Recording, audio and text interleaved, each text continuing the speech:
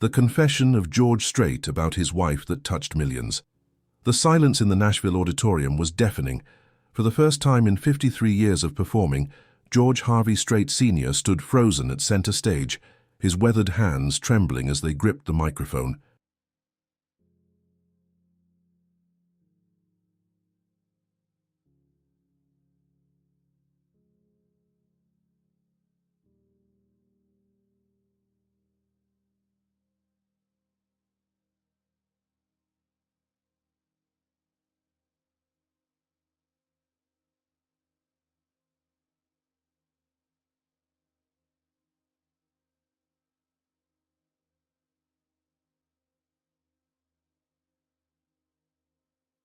The man who had sold over 100 million records worldwide, who had earned the title King of Country Music, who had maintained an unshakable composure through decades of stardom, was about to shatter every wall he had carefully built around his heart. What started as a routine charity performance had just taken an unexpected turn that would change everything.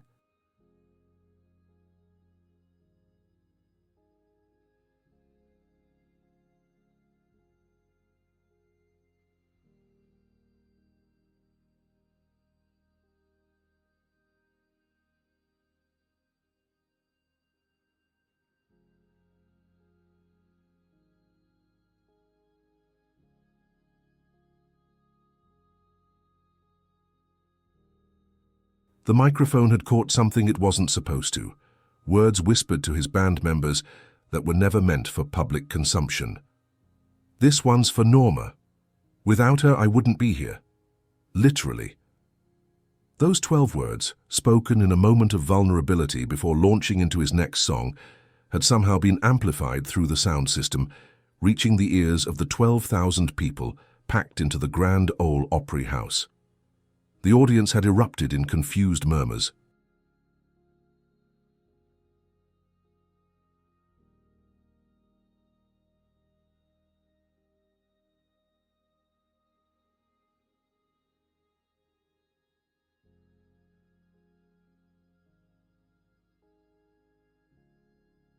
George Strait, the intensely private legend who had guarded his personal life more fiercely than state secrets, had just offered a glimpse behind the curtain that he had never allowed anyone to peek through.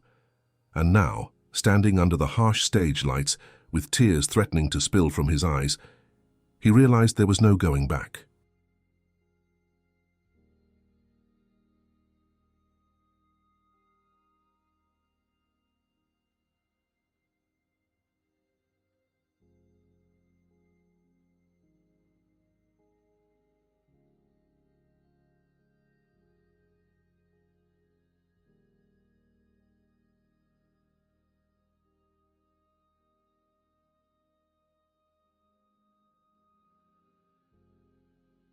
"Many of you have known me for decades," George began, his voice carrying that familiar Texas drawl but with a tremor that his millions of fans had never heard before.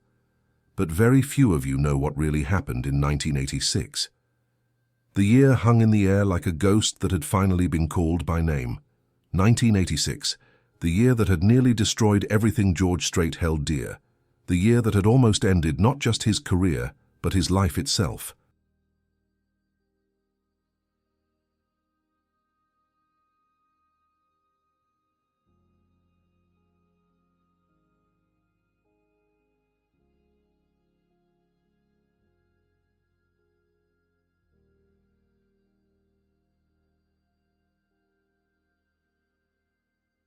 The crowd fell into an almost supernatural quiet. Even the venue's air conditioning seemed to whisper more softly, as if the building itself understood the gravity of what was about to unfold. If you're watching this story unfold with us, we'd love to hear from you in the comments below. Tell us where you're joining us from tonight, and don't forget to subscribe to our channel if stories like this touch your heart the way they touch ours.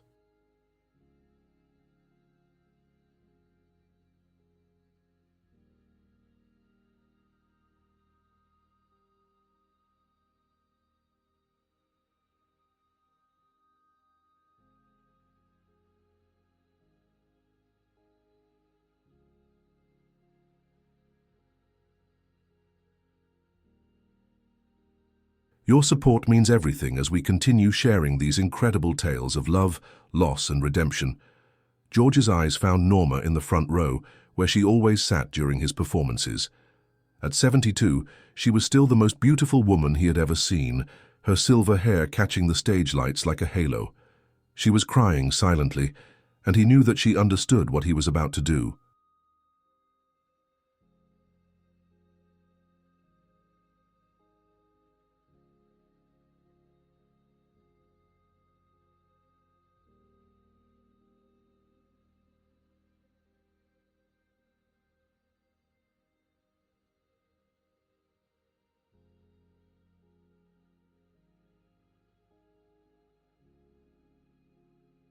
After 51 years of marriage, they could communicate without words, and right now her gentle nod was giving him permission to finally tell the truth. When we lost our Jennifer, George continued, his voice breaking slightly on his daughter's name, something inside me died too. Jennifer Lynn Strait had been only 13 years old when the car accident took her life on June 13th, 1986.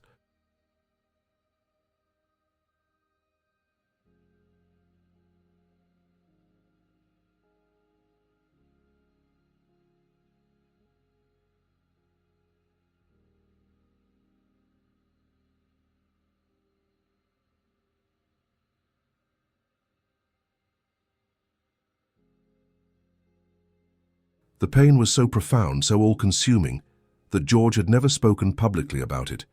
Not once in 37 years had he granted an interview about his daughter's death or how it had affected him. The audience was transfixed. This was the George Strait that no one had ever seen, vulnerable, broken, human. The man who had built a career on emotional restraint was laying his soul bare under the unforgiving spotlights of country music's most sacred stage.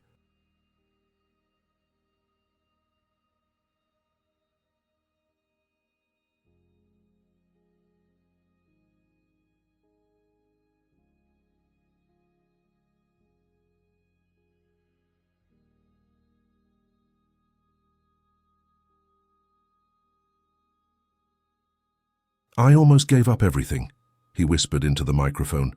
"The music, the tours, life itself." What the audience didn't know, what no one outside of his immediate family knew, was how close George had come to ending his own life in the weeks following Jennifer's funeral. The grief had been a living thing, consuming him from the inside out, convincing him that a world without his baby girl was not a world worth living in.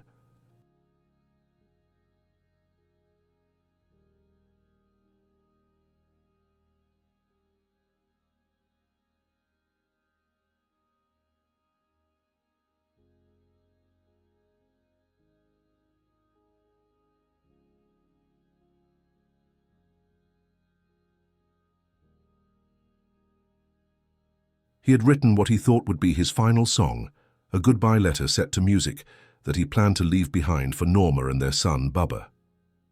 "My wife saved me that night," George said, his eyes never leaving Norma's face. "Not just with words, but by doing something that changed my perspective forever." He paused, gathering the strength to continue a story that he had kept locked away for over 3 decades.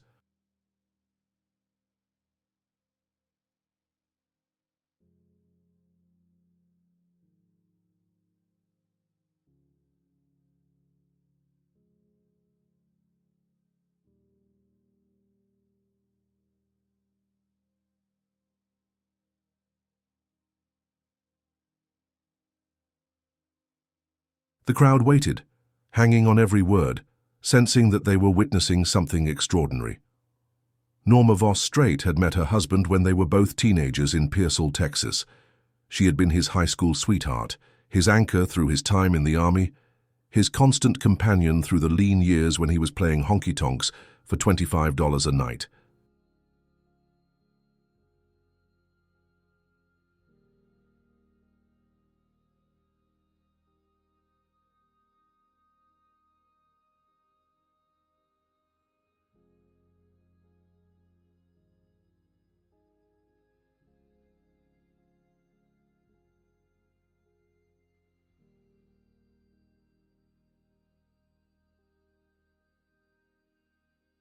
She knew him better than he knew himself, and on that terrible night in late July of 1986, she had recognized the signs of a man preparing to say goodbye.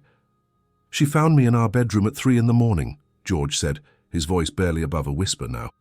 "I was holding a bottle of pills and that final song I had written. I was ready to join Jennifer." A collective gasp went through the audience. This was not the sanitized version of grief that celebrities usually shared.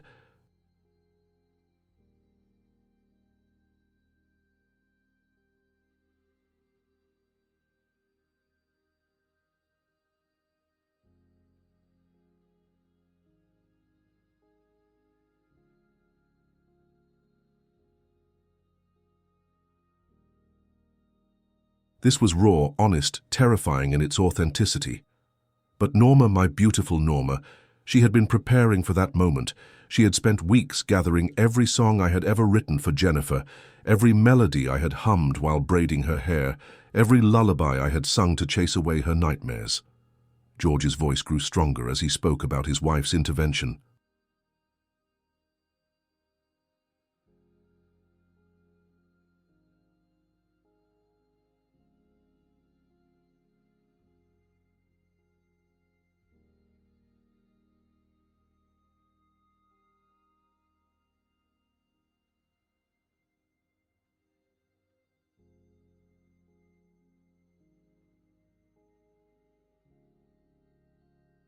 She had put together a photo album, matching pictures of our baby girl with the music that had been inspired by her love.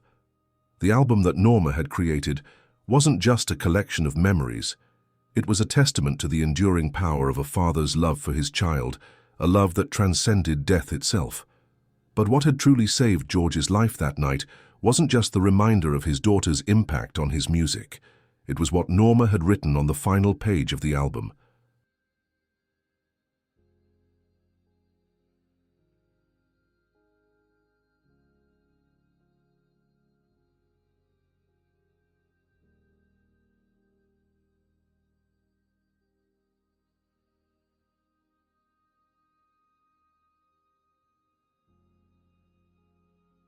"She had made a promise to Jennifer's memory," George said, his voice gaining strength as he remembered that pivotal moment. "For every person that my music helped through their darkest hours, it would be like Jennifer was still here, still touching lives, still spreading the love she had brought into our world." The audience was completely silent now, absorbing the weight of this revelation.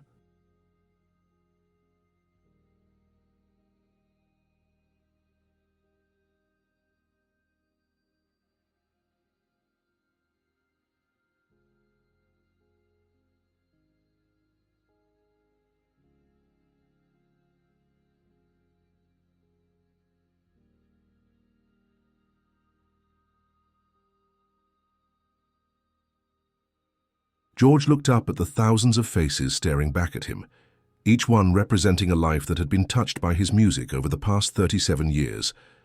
How many times had someone told him that a particular song had gotten them through a divorce, a death, a moment when they wanted to give up?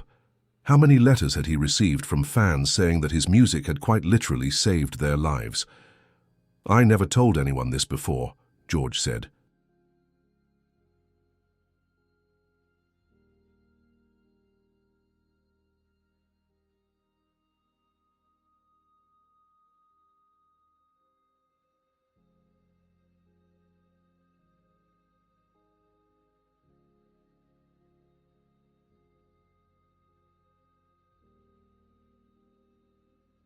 His composure returning as he found his footing in this new territory of radical honesty.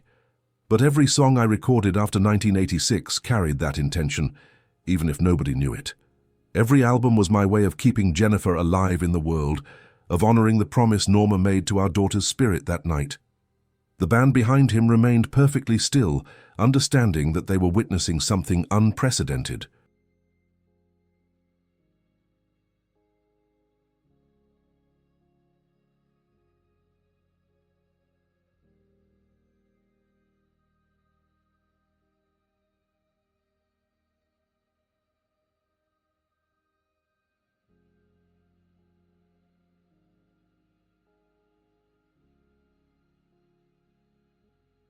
Strait, the man who had always let his music do the talking, was finally using his voice to tell the story that mattered most. And somehow, standing there under the lights with his heart completely exposed, he felt lighter than he had in decades. "That night, Norma saved my life," George continued, "but she also saved something else. She saved my music, my purpose, my connection to our daughter. And tomorrow marks 51 years since the day I first asked her to be my wife."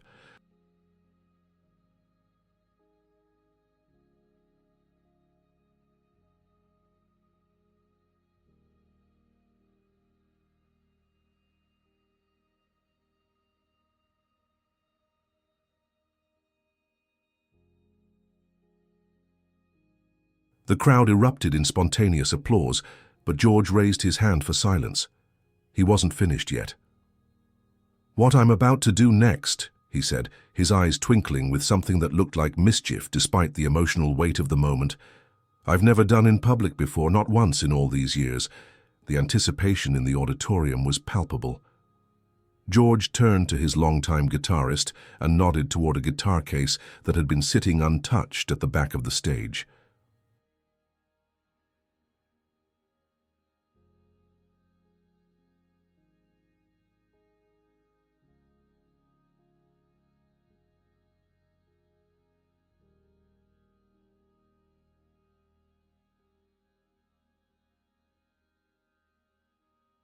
It was a weathered acoustic guitar, its wood darkened by decades of use, with scratches and worn spots that told stories of countless private moments.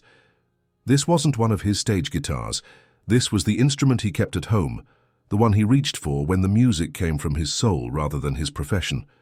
"The morning after Norma saved my life," George said, as his guitarist carefully brought the acoustic forward, "I wrote a song."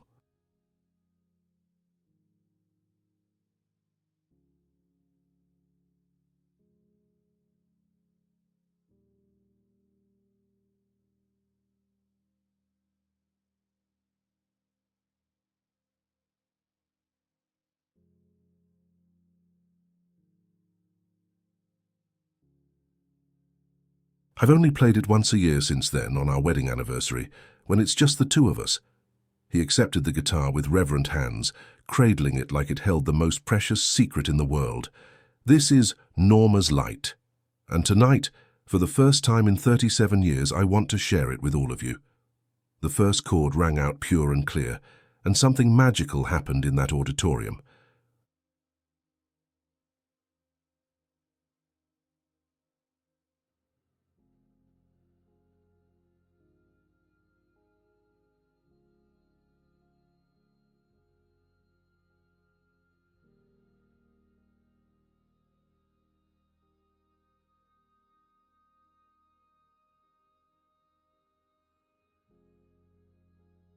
12,000 people seemed to breathe as one, their collective attention focused entirely on the man whose vulnerability had transformed him from an untouchable legend into someone beautifully, perfectly human. But as George began to sing, his voice carrying a tenderness that few had ever heard, something unexpected was happening in the audience that would change everything.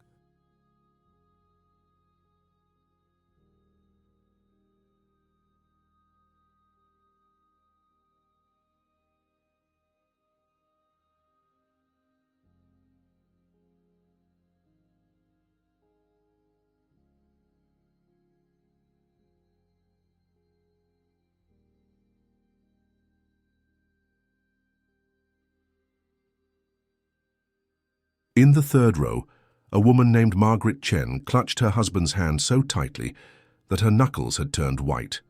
She was the author of the anonymous letter that George had found in his dressing room earlier that evening. The letter that had pushed him toward this moment of unprecedented openness.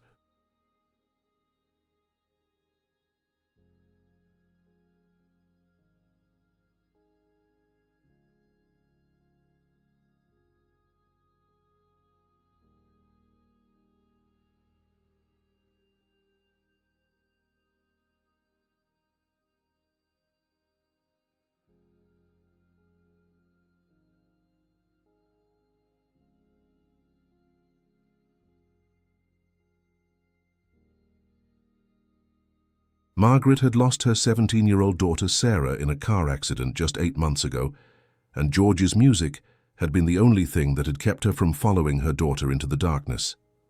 When the morning comes, and I can't find my way, when the sorrow feels like it's here to stay, there's a light that guides me through the pain. Norma's light, like sunshine after rain, George sang, his voice carrying decades of love and gratitude.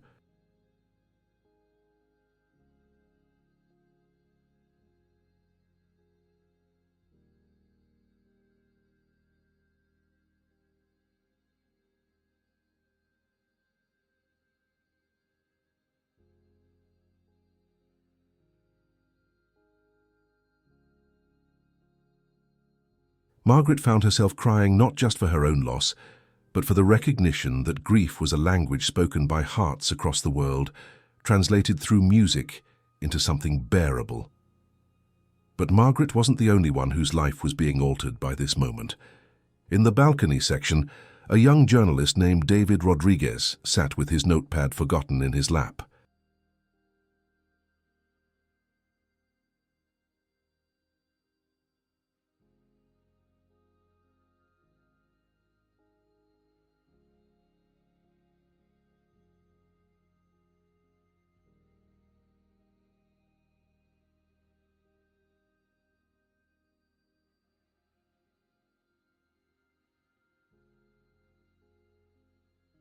Three weeks ago, he had published what he now recognized as a heartless piece of journalism, a speculative article about George Strait's mysterious silence regarding his daughter's death, questioning whether the country legend was hiding something more sinister than simple grief.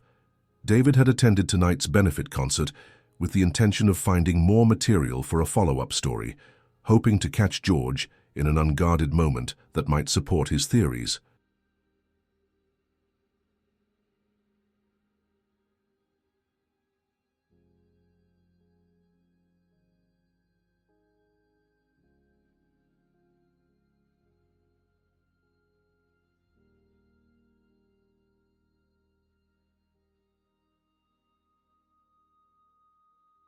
Instead, he found himself witnessing the most honest, courageous display of emotional truth he had ever seen.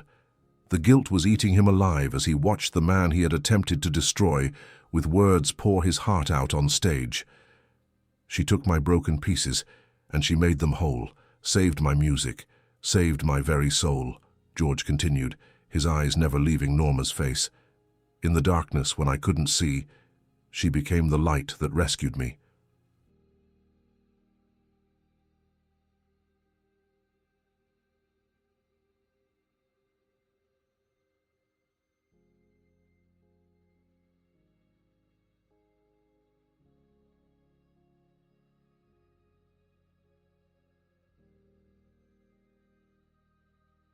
The melody was simple but haunting, the kind of song that embedded itself in your heart and refused to leave. It was clear that this wasn't just a song about romantic love. It was a hymn to the person who had literally saved another human being's life. As the song continued, its verses revealing more intimate details about that crucial night in 1986, other audience members found themselves confronting their own stories of loss and redemption.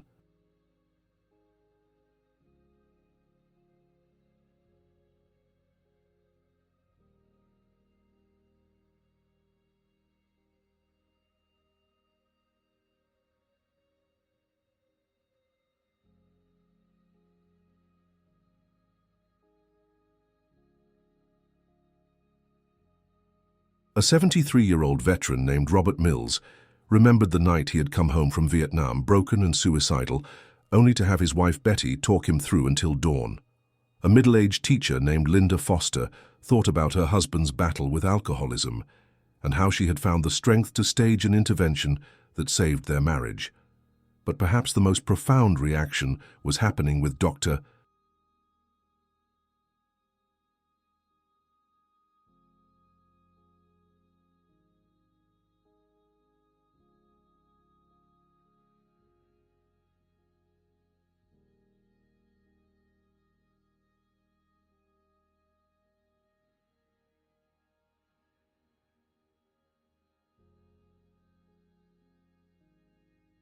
Patricia Williams, a grief counselor who had driven 3 hours from Memphis to attend the concert. She had been working with families who had lost children for over 20 years, and she had never heard anyone articulate the specific kind of salvation that comes from having someone witness your darkest moment and refuse to let you disappear into it. George's song was describing a clinical phenomenon that she had observed but never heard expressed so beautifully.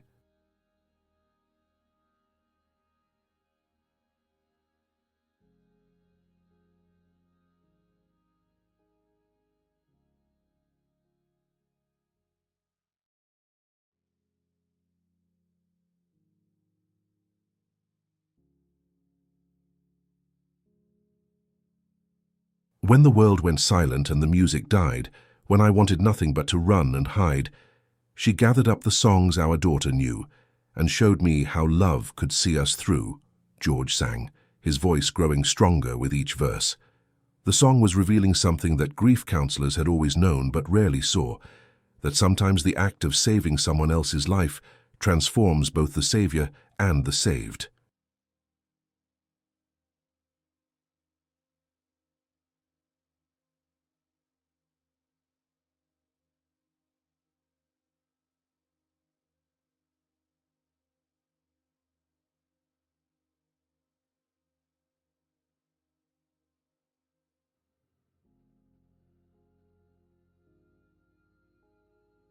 Meanwhile, backstage, George's manager and longtime friend Tom Mitchell was frantically fielding phone calls from record executives, television producers, and journalists who had somehow learned that something unprecedented was happening at the Grand Ole Opry.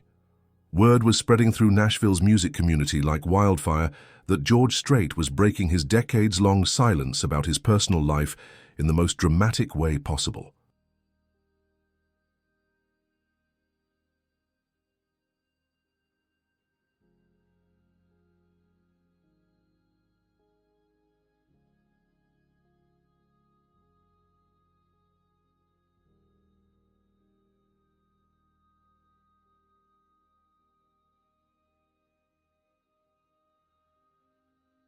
But Tom was also dealing with something more immediate and concerning. He had just received a call from David Rodriguez's editor at Nashville Scene magazine, demanding to know if David was planning to publish another exposé about George Strait. The editor seemed agitated, mentioning that David had been acting strangely since his original article was published and had been asking unusual questions about journalistic ethics and the responsibility of writers to their subjects.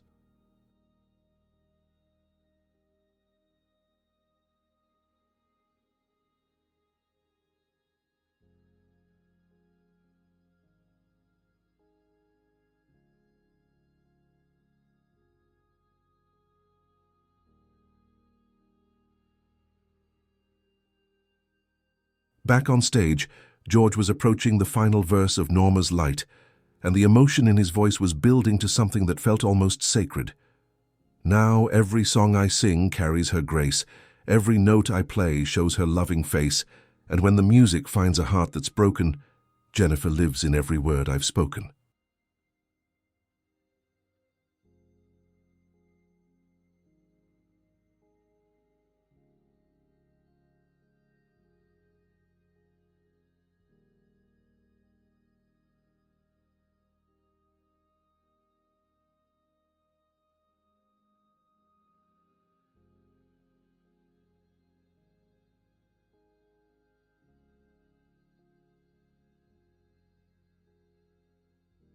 The connection George was making between his wife's intervention and his daughter's continued presence in the world through his music was creating an emotional tidal wave throughout the auditorium.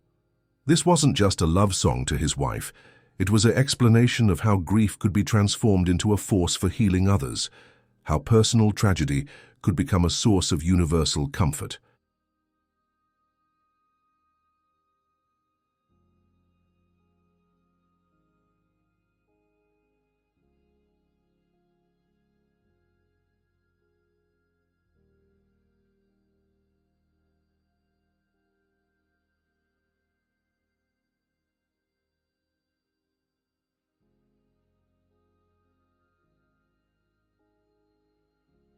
As the last chord faded into silence, the auditorium remained completely quiet for what felt like an eternity. Then, slowly, one person began to clap, then another.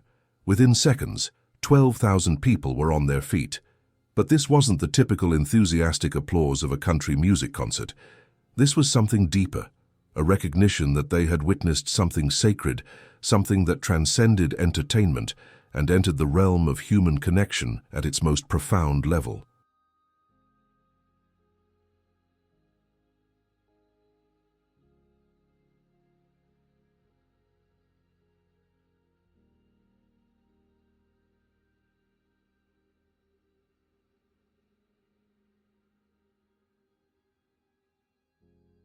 George stood at the microphone, overwhelmed by the response but also sensing that this moment was far from over.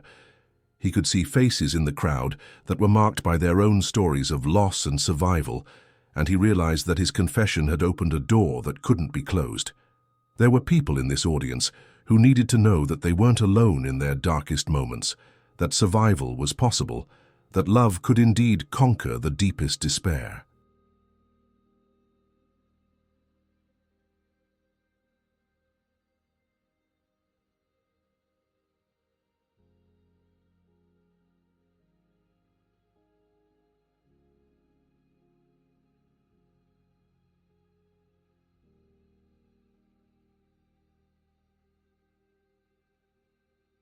"I see some of you out there," George said quietly into the microphone, his voice carrying clearly through the hushed auditorium.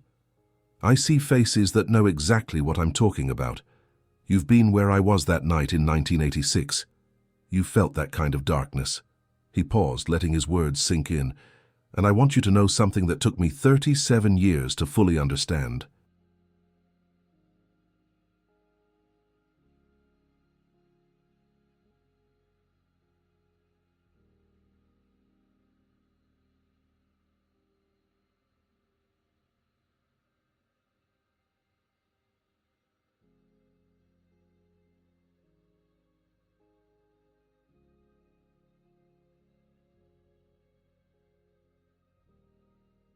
The audience leaned forward collectively, sensing that George wasn't finished with his revelations.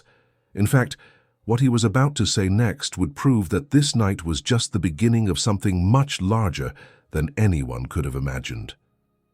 "The reason I'm telling you all this tonight," George said, his voice carrying a new strength that seemed to come from somewhere deep within, "is because 3 hours ago, I received a letter in my dressing room."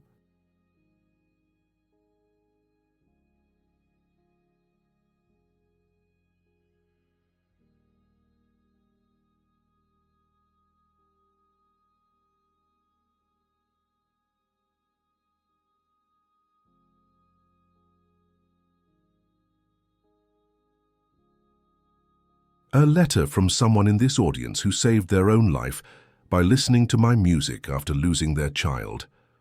His eyes scanned the crowd, as if trying to find the person who had written those life-changing words. That letter made me realize that Norma was right all those years ago. Jennifer's love has been reaching people through these songs, and I've been too afraid to acknowledge it. Margaret Chen felt her heart stop.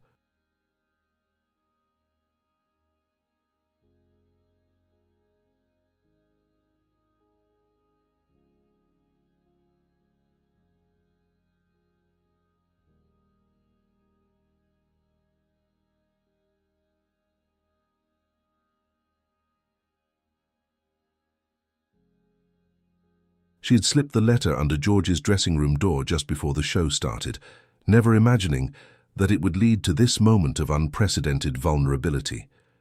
She had written about losing Sarah, about the nights when George's music was the only thing that kept her from swallowing the bottle of sleeping pills she kept in her nightstand drawer. She had told him things she had never told anyone, not even her husband.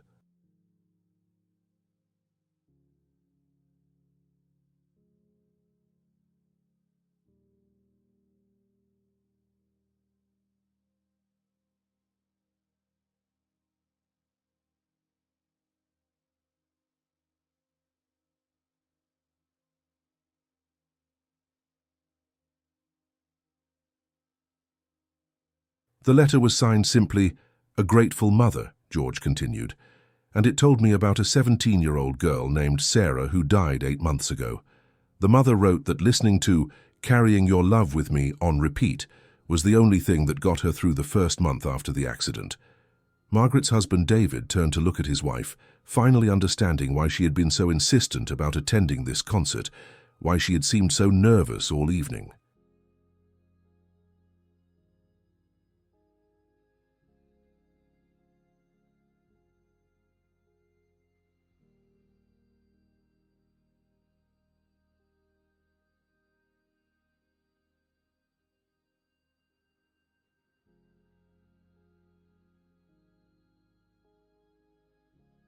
But George wasn't finished reading from the letter. She wrote, "Mr. Strait, I don't know if you'll ever read this, but I wanted you to know that your music has been keeping my daughter alive in my heart. Every time I hear your voice, I hear her voice singing along. You've given me a way to still be her mother even though she's gone."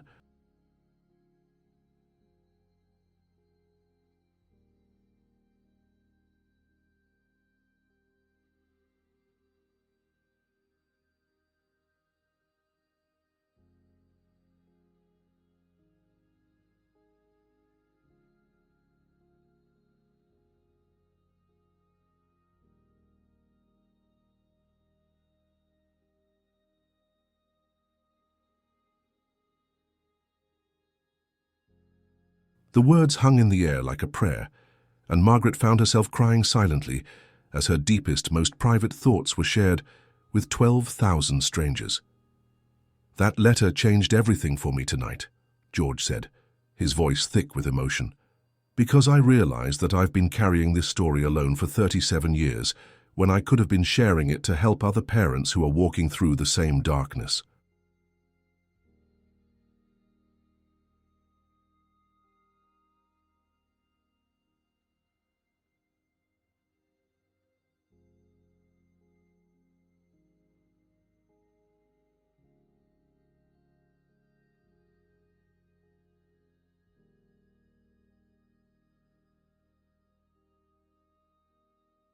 He paused, looking directly at the section where Margaret was sitting.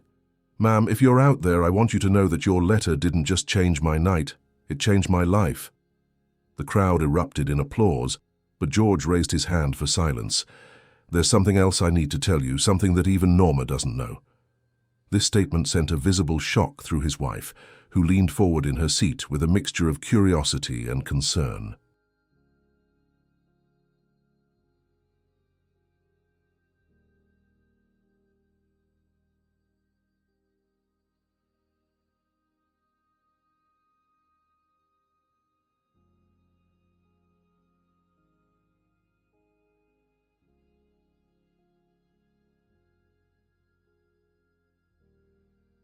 After 51 years of marriage, there were very few secrets between them.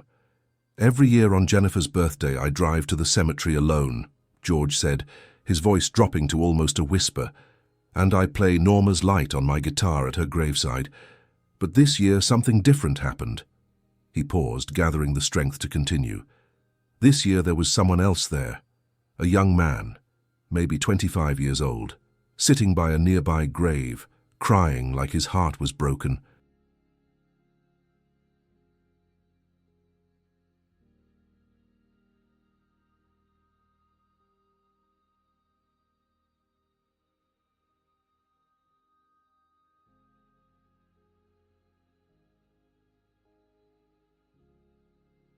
The story George was about to tell would reveal a connection so profound, so impossible to explain as mere coincidence, that it would leave everyone in the auditorium questioning the mysterious ways that love transcends death. "I approached him," George continued, "and I asked if he was okay. He looked up at me, and through his tears he said, 'My sister died in a car accident when she was 13. She loved your music. I come here every year on her birthday and play her favorite song.'"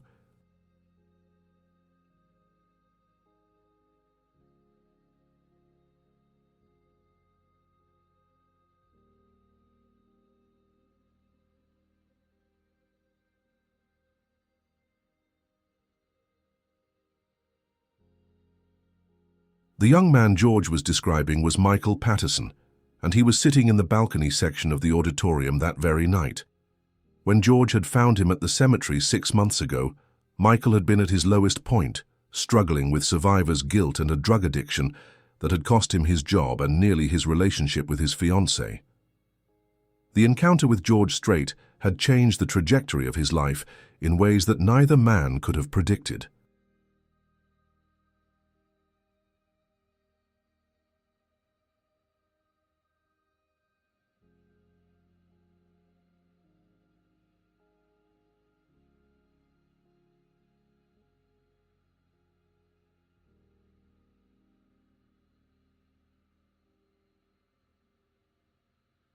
I asked him what song his sister loved, George continued, and he said, "Carrying Your Love With Me," the same song that the letter writer mentioned tonight, the same song that has apparently been a lifeline for parents who have lost children.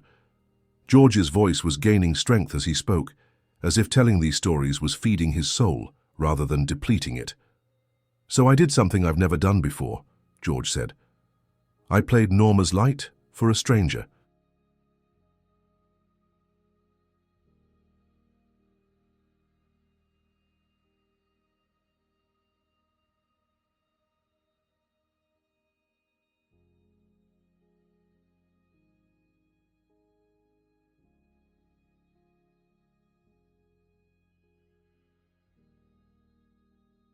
Right there in the cemetery on my daughter's birthday, I shared the most private song I've ever written with a young man who was drowning in the same grief that nearly killed me.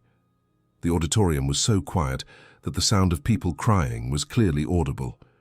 And you know what happened? He stopped crying. For the first time in 13 years, he said, he felt like his sister was actually with him.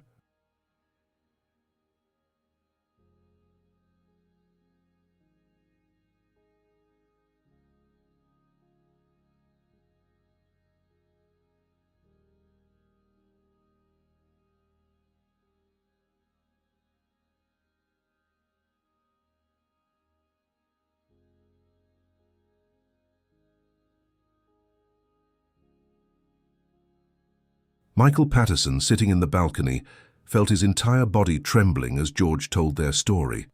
That day at the cemetery had been the turning point in his battle with addiction. Hearing George Strait, his sister's hero, sing about surviving the unsurvivable had given him the strength to check himself into rehab the next day.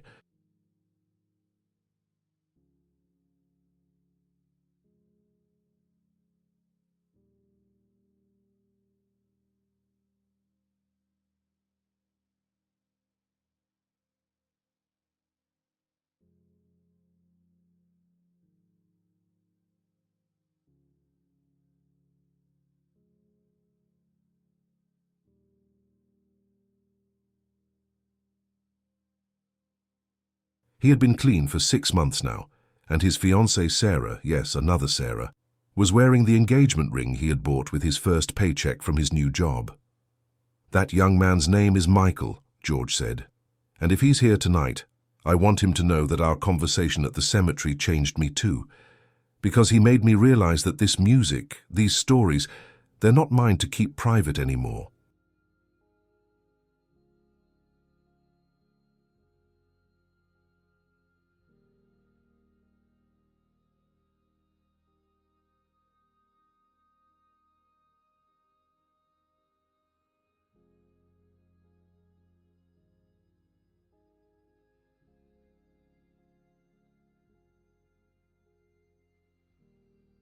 George's confession was building towards something monumental, and everyone in the auditorium could feel it.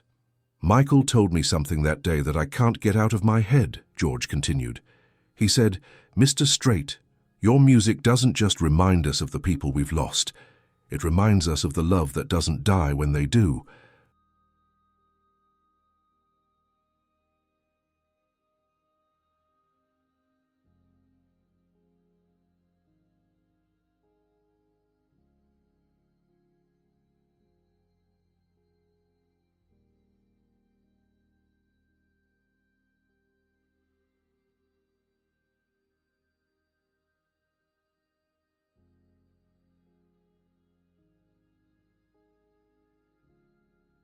The profundity of that statement from a grieving young man had haunted George for months, forcing him to reconsider everything he thought he knew about the purpose of his music.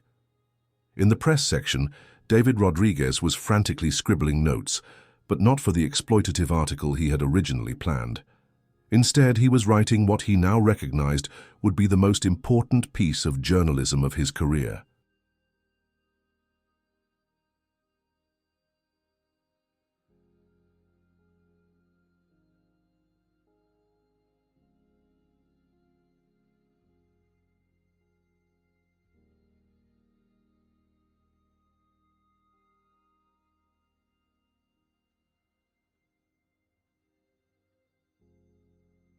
He was documenting a moment when a public figure chose radical honesty over image management, when vulnerability became more powerful than any carefully crafted persona. But David was also grappling with his own demons. 3 weeks after publishing his speculative article about George Strait, his own 15-year-old daughter Emma had been diagnosed with leukemia.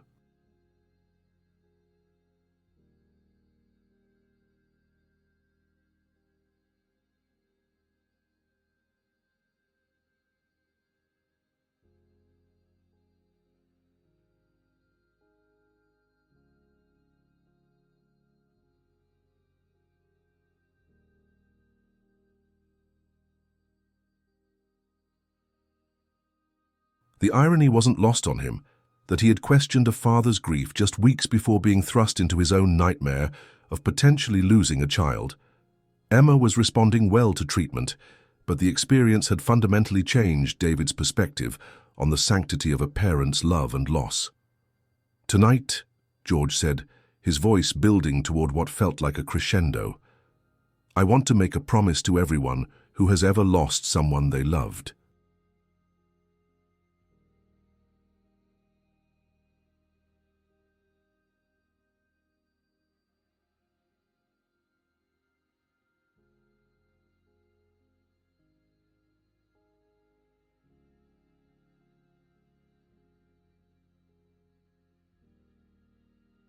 "I promise that from now on, I will never again hide from the fact that music can be medicine, that sharing our pain can heal others, that the love we have for those we've lost can become a force for keeping others alive." The commitment George was making represented a complete transformation of his approach to his public life. For 53 years, he had maintained strict boundaries between his personal experiences and his public persona.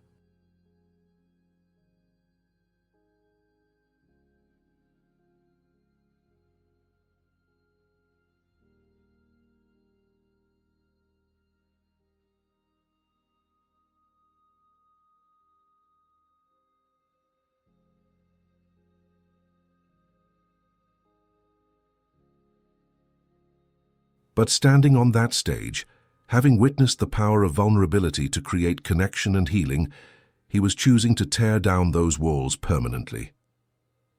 "Norma," George said, turning to face his wife directly, "I hope you can forgive me for keeping some of these stories from you. I thought I was protecting you, but I realize now that I was just protecting myself from having to feel all of this again."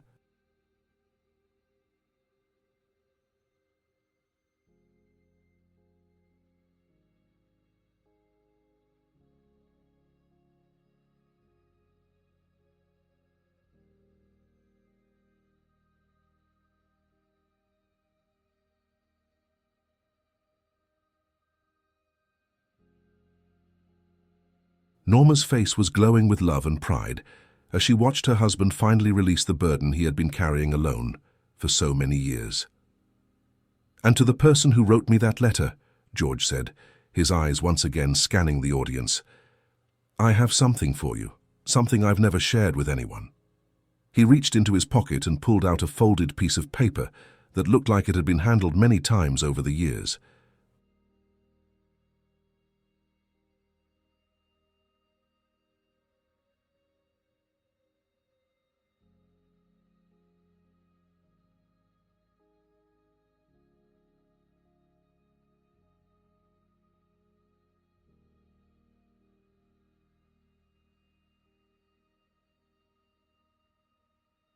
This is a letter that Jennifer wrote to her future husband when she was 12 years old, George said, his voice barely audible over the sound system. We found it in her diary after the accident. Norma and I read it once together, and then I've kept it with me every day for 37 years. The audience was so still that the rustling of the paper seemed to echo through the auditorium. I carry it everywhere I go, and I've never read it out loud to anyone.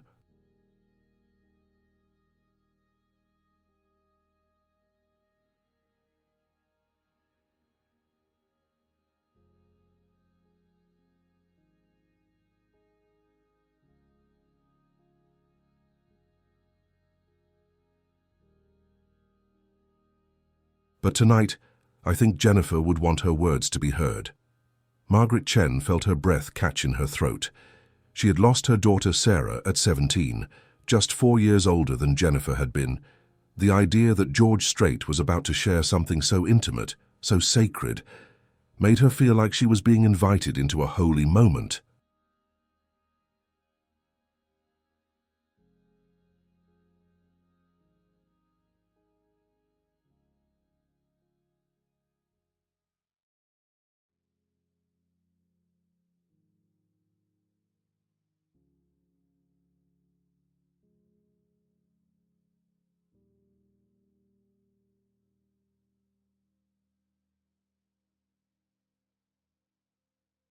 Around her, other parents who had lost children were leaning forward, understanding that they were about to hear something that might help them make sense of their own overwhelming grief. "Dear future husband," George began reading, his voice trembling but growing stronger with each word. "I hope when you read this someday I'm old and grey and sitting next to you on our front porch. But if something happens to me before then, I want you to know that I believe love doesn't end when someone dies."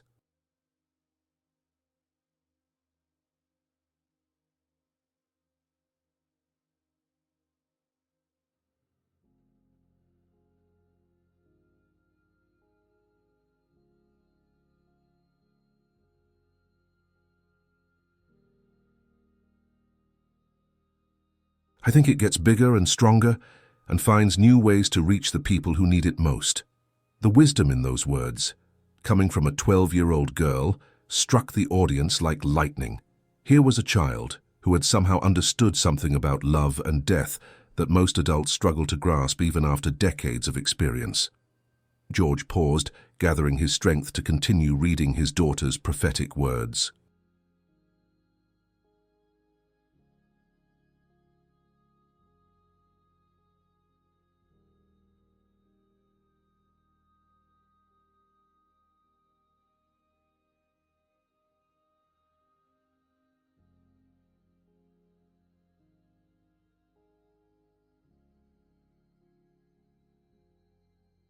I've been thinking about this because my grandpa died last year, and I noticed that every time someone tells a story about him, he feels more real to me, not less real. It's like he's still teaching us things, still making us laugh, still taking care of us. So if I die before I get old, I hope people will remember me not as someone who's gone, but as someone who loved so much that the love is still here, still helping people, still making the world better.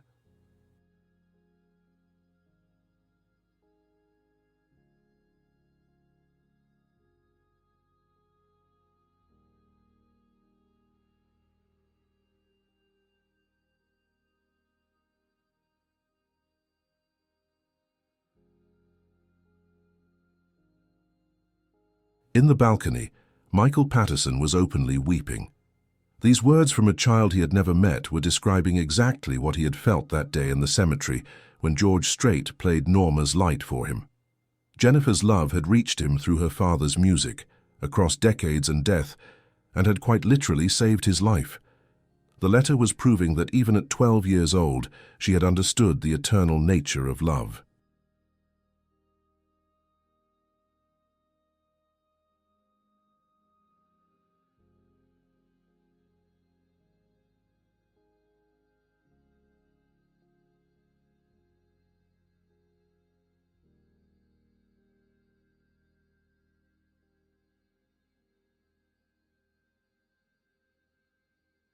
I want my daddy to keep singing, George continued reading, because his music makes people happy, and if I'm in heaven, I think I can help the music reach people who are sad like I sometimes get. Maybe that's what angels do. They help love travel from place to place until it finds the right person at the right time. David Rodriguez dropped his pen entirely. As a journalist, he had spent years chasing stories that would make headlines, that would shock or titillate or anger readers.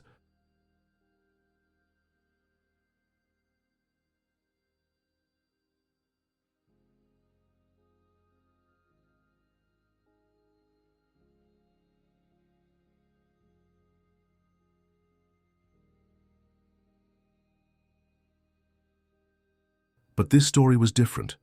This was about something eternal and true, something that transcended the petty concerns of celebrity journalism. He found himself thinking about his daughter Emma, fighting leukemia with a courage that amazed him daily, and wondering what she might write in a letter to her future husband. "The letter goes on," George said, folding the paper carefully and returning it to his pocket. "But that's the part that saved my life."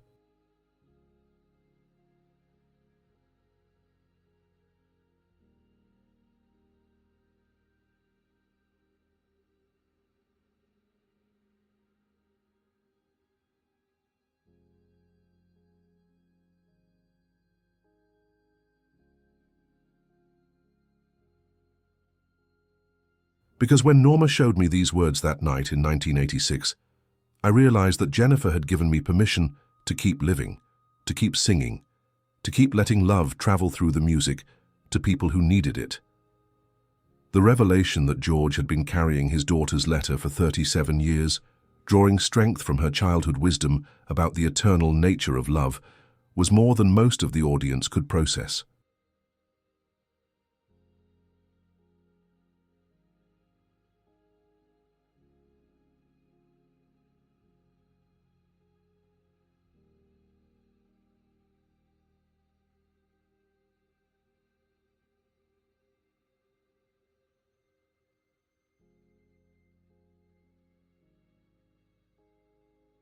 This wasn't just a story about a country music star's personal tragedy.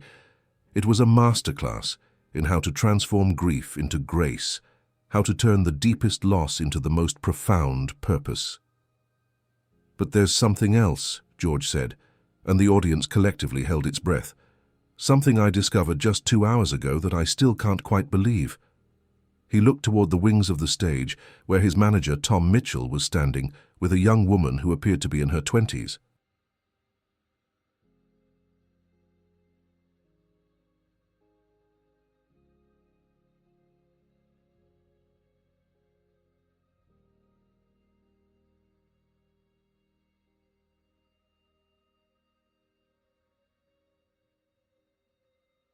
She had shoulder-length brown hair and was carrying what looked like a manila envelope. "Ladies and gentlemen," George said, "I'd like you to meet Dr. Sarah Elizabeth Chen Patterson." The young woman walked onto the stage with a mixture of nervousness and determination, and Margaret Chen nearly fainted when she heard the name. This was impossible. Her daughter Sarah had died 8 months ago.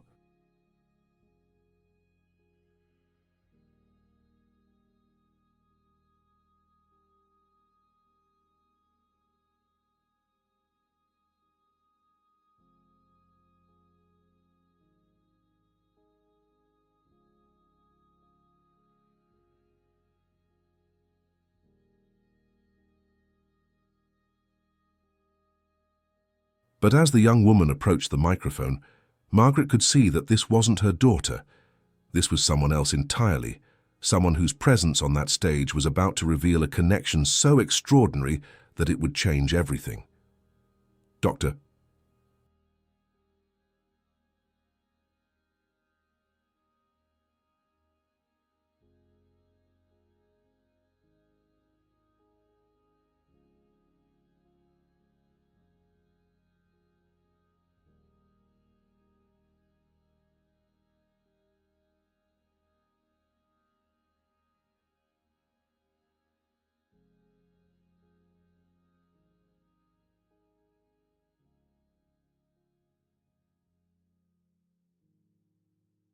Chen Patterson, George said, his voice filled with wonder. Would you please tell the audience who you are and why you're here tonight?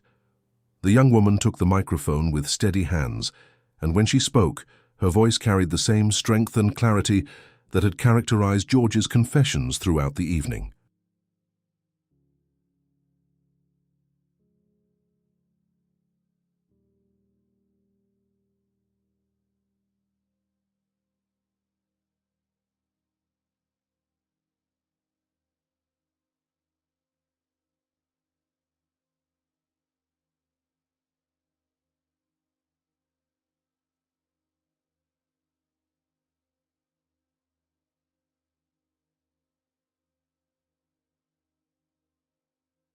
My name is Sarah Chen Patterson, she said, and 6 months ago I was working as a pediatric oncologist in Memphis when I received a phone call from my fiancé, Michael Patterson. He told me that he had just met George Strait in a cemetery, and that Mr. Strait had played a song that had given him the strength to finally get clean from drugs. The audience was beginning to piece together the impossible connections that were emerging.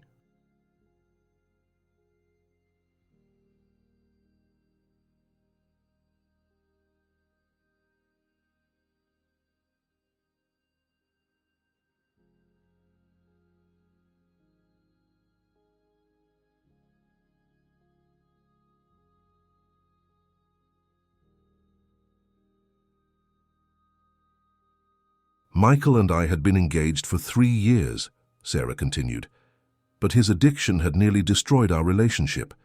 I had given him an ultimatum: get help or lose me forever. The day he met Mr. Strait was the day he checked himself into rehab. Margaret Chen was staring at the young woman on stage, her mind reeling as she tried to understand what was happening. But there's more to the story, Sarah said, opening the manila envelope she had been carrying.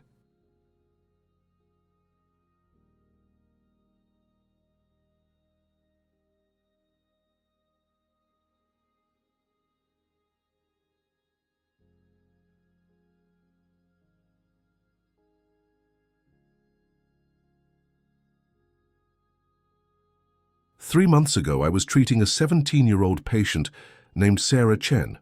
No relation to me, just a coincidence of names. She was dying of the same rare form of leukemia that my younger brother had died from when I was 12. Her mother, Margaret Chen, told me that the only thing that got her through each day was listening to George Strait's music. The spotlight found Margaret Chen in the audience, and she stood up slowly, her face a mask of shock and disbelief.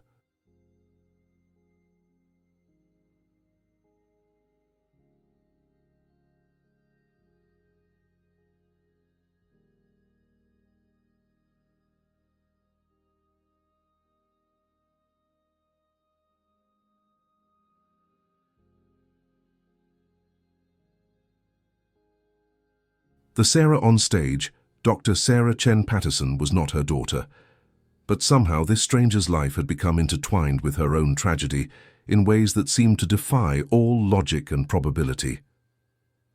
"Mrs. Chen," Sarah said, looking directly at Margaret, "your daughter Sarah asked me to give you something before she died.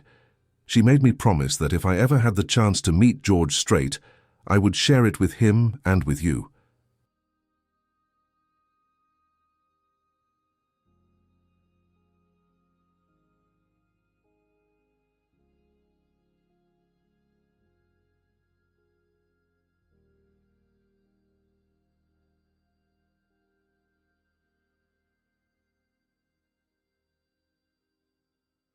Sarah reached into the envelope and pulled out a handwritten letter. "This is a letter that your Sarah wrote to Mr. Strait, thanking him for the music that helped her mother survive losing her." The revelation that there had been 2 Sarahs, Margaret's daughter who had died, and Dr. Sarah Chen Patterson, who was very much alive, was creating a ripple effect of understanding throughout the auditorium.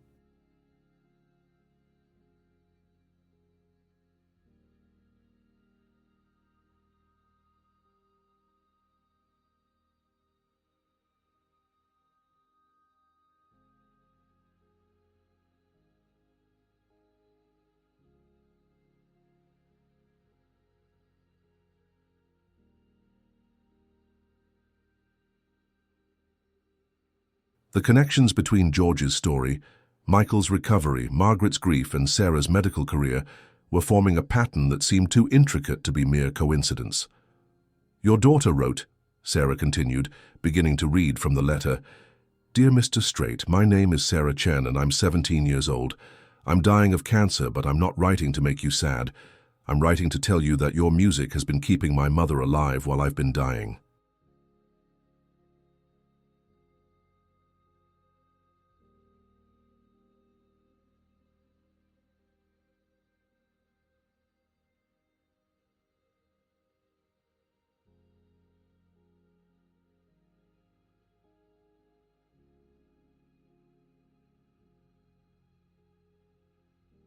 "Every day she plays your songs and finds the strength to take care of me, to love me, to help me not be afraid. I think your daughter Jennifer would be proud of how your music is still saving people." The words hung in the air like a benediction, and George Strait found himself crying openly for the first time in decades.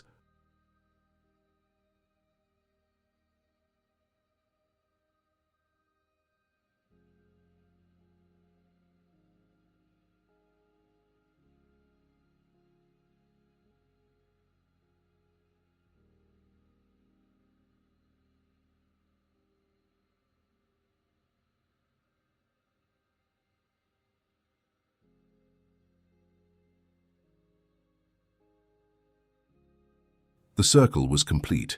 Jennifer's love had traveled through his music to help Margaret survive losing Sarah, and now Sarah's words were traveling back to him, confirming what his daughter had written in her own letter 37 years earlier. "There's one more thing," Dr. Sarah Chen Patterson said, her voice growing stronger. "Your daughter Sarah, Mrs. Chen, asked me to tell Mr.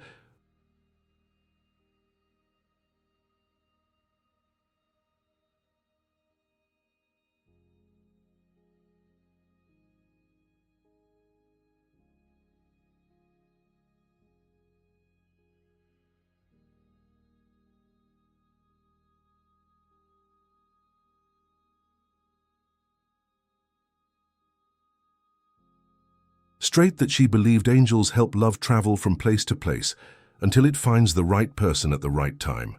She said she learned that from listening to his music with you." The echo of Jennifer's words from her childhood letter was unmistakable, and the audience erupted in applause that seemed to shake the very foundations of the Grand Ole Opry. But George wasn't finished yet.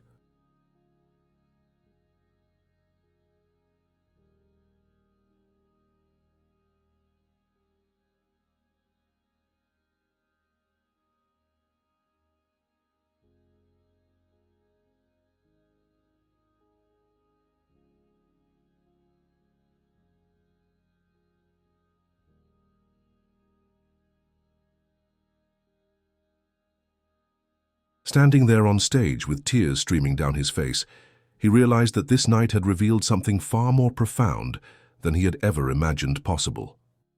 "Dr. Chen Patterson," George said, his voice filled with awe, "do you understand what you've just shown us, what all of you have shown us tonight?"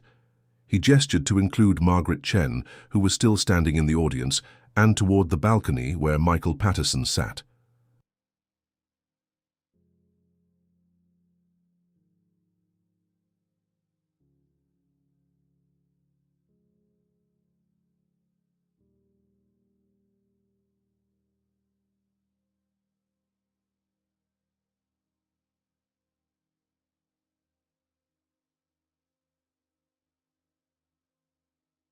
"You've proven that love doesn't just survive death. It multiplies. It creates connections across time and space that our minds can barely comprehend." The young doctor nodded, her own eyes bright with tears.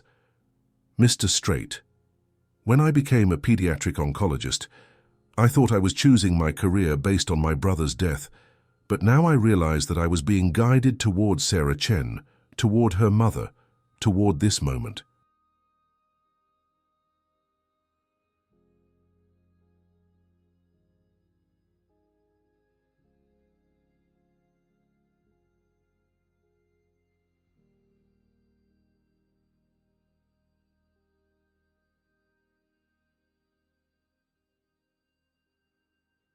Every child I've treated, every family I've counseled through loss, it's all been preparation for understanding what your music has been doing all these years. In the audience, David Rodriguez was experiencing his own moment of revelation. For 3 weeks, he had been consumed with guilt over his article about George Strait, especially after his daughter Emma's cancer diagnosis.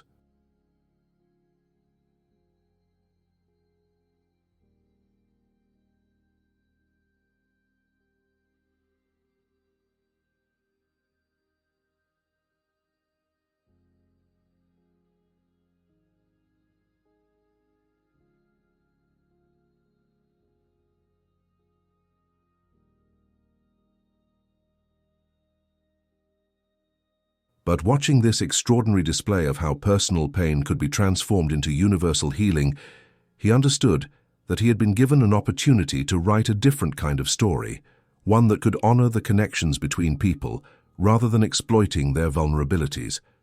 George turned to face the audience, his expression serene despite the emotional intensity of the evening.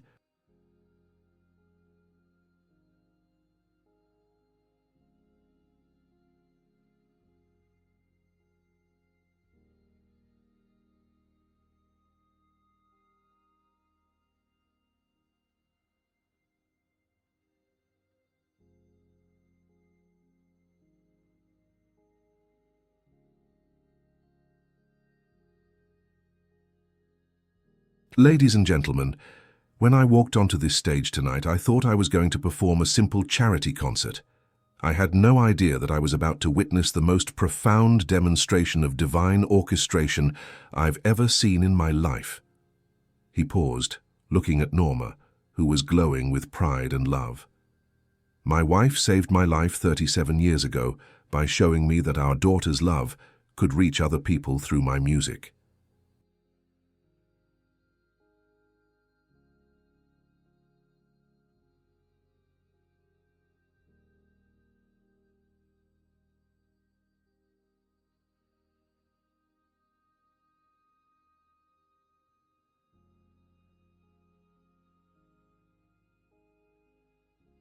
But tonight, you've all shown me that it's been happening in ways I never could have imagined.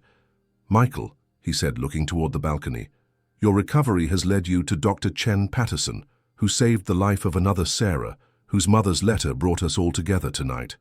Michael Patterson stood up in the balcony, his hands shaking as he waved to acknowledge George's words. 6 months ago, he had been a broken young man contemplating suicide at his sister's grave.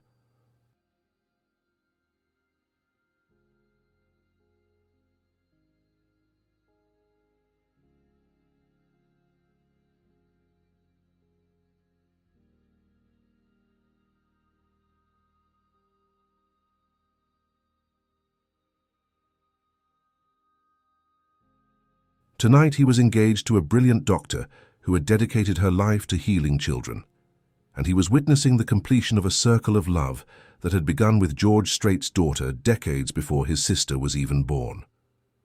Mrs. Chen, George said, looking directly at Margaret, your letter to me wasn't just a cry for help. It was the key that unlocked all of this.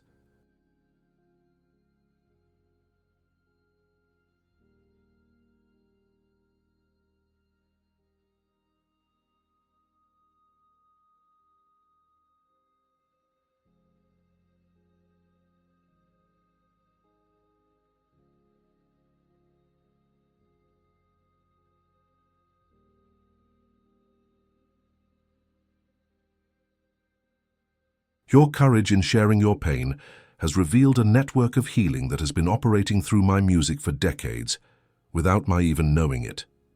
Margaret felt a warmth spreading through her chest, the first time since Sarah's death that her grief had felt like something other than a burden. Dr. Sarah Chen Patterson approached the microphone again. Mr. Strait, there's one more thing I need to tell you. When your Sarah was dying, she asked me to make her a promise.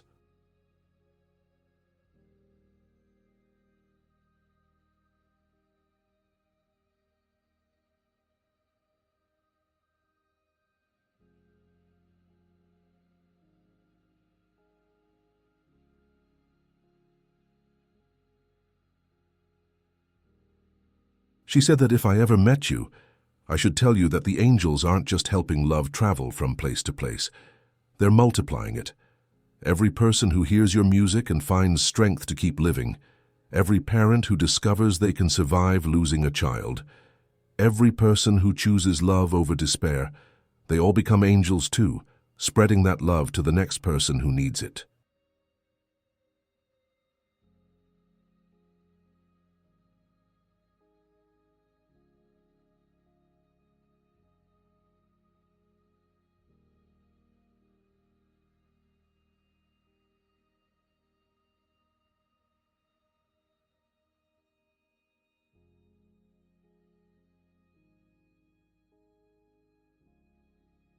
The profundity of this revelation, that the healing power of George's music had been creating a cascading effect of love and survival for 37 years, left the auditorium in stunned silence.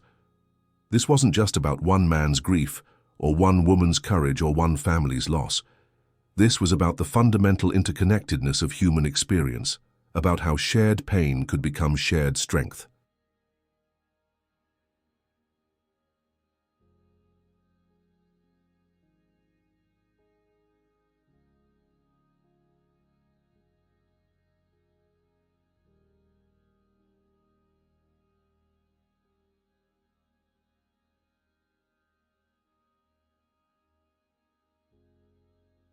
George looked out at the sea of faces, many of them tear-stained, all of them transformed by what they had witnessed. "I want to make another promise to all of you," he said, his voice carrying the weight of absolute commitment. "From this day forward, I will never again hide the fact that music is medicine, that vulnerability is strength, that sharing our deepest wounds can heal others we may never meet." He turned to his band, who had been silent witnesses to this unprecedented evening.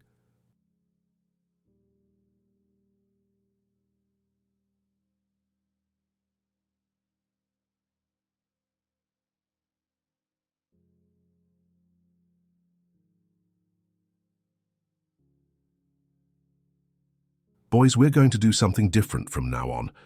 Before every concert, we're going to remind ourselves that we're not just entertainers. We're part of a healing network that reaches back to a 13-year-old girl who understood love better than most adults ever will." The commitment George was making represented a complete transformation of his understanding of his purpose as an artist.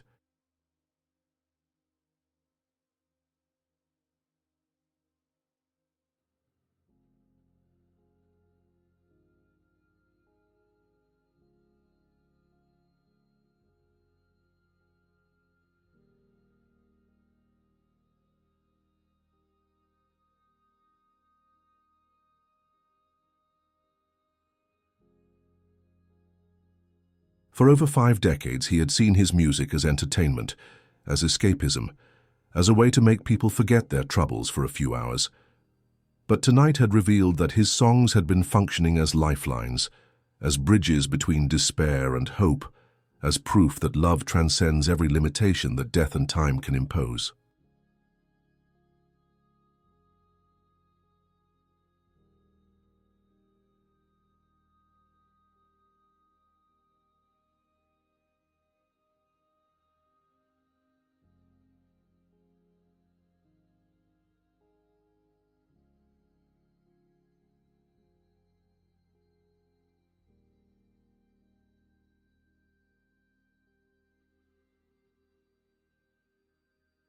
"Norma," George said, extending his hand toward his wife, "would you come up here with me?" She made her way onto the stage, moving with the grace and dignity that had characterized her presence in George's life for over 50 years. When she reached him, he took her hand and turned to face the audience together. "Ladies and gentlemen," George said, "I want you to meet the woman who didn't just save my life. She saved all the lives that my music has touched since 1986.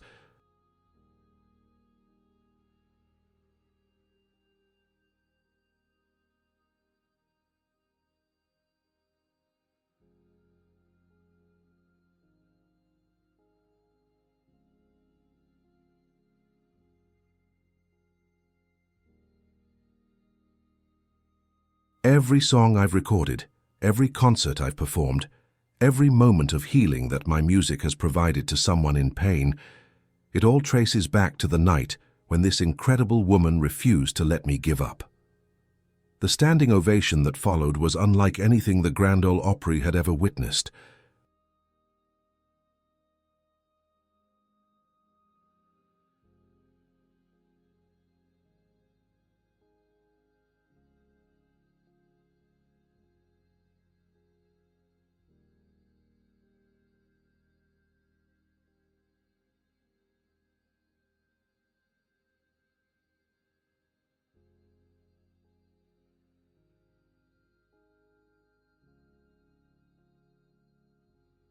It wasn't applause for a performance.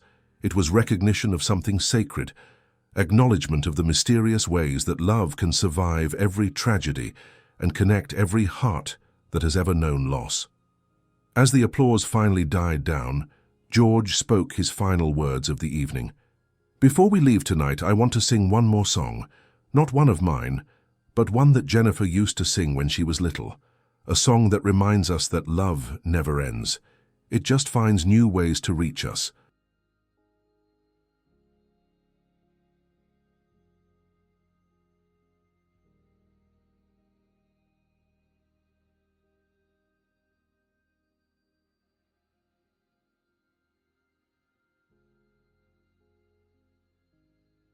He nodded to his guitarist, who began playing a simple, haunting melody that seemed to fill every corner of the auditorium with warmth.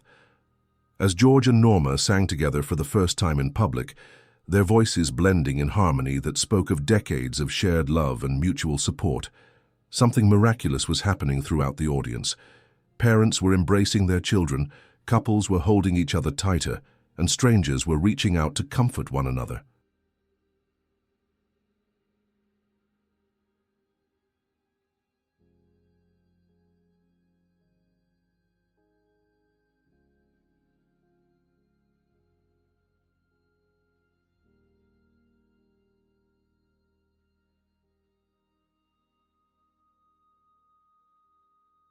The healing that had begun with one man's confession was rippling outward, creating connections that would last long after the music stopped. Margaret Chen found herself surrounded by other parents who had lost children, all of them sharing stories and phone numbers, creating an impromptu support network that would become a lifeline for all of them in the months to come. Michael Patterson and Dr.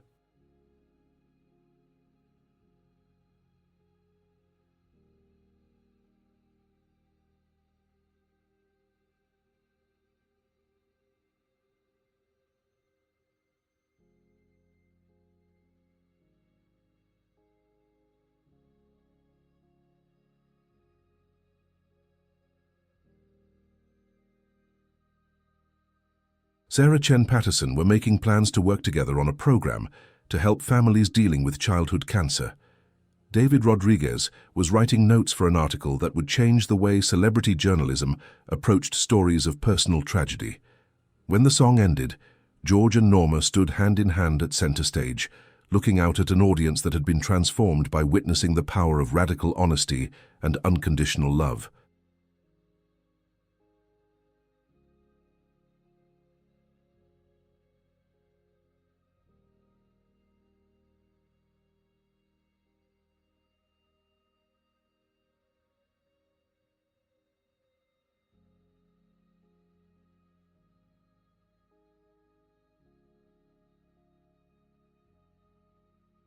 "Thank you," George said simply, "for giving me the courage to finally tell the truth.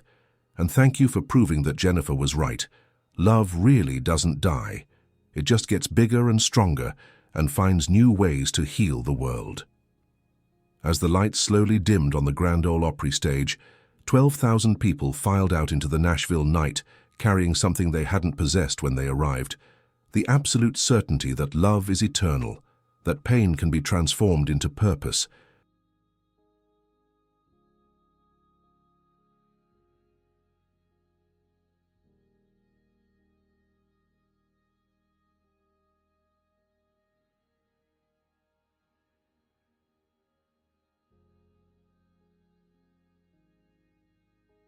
and that sometimes the most broken hearts are the ones capable of healing others. The confession of George Strait had indeed emotionated millions, but more than that, it had proven that vulnerability is not weakness. It is the strongest force in the universe, capable of connecting souls across time, death, and every barrier that separates us from one another. And in the end, that might be the most beautiful love song of all.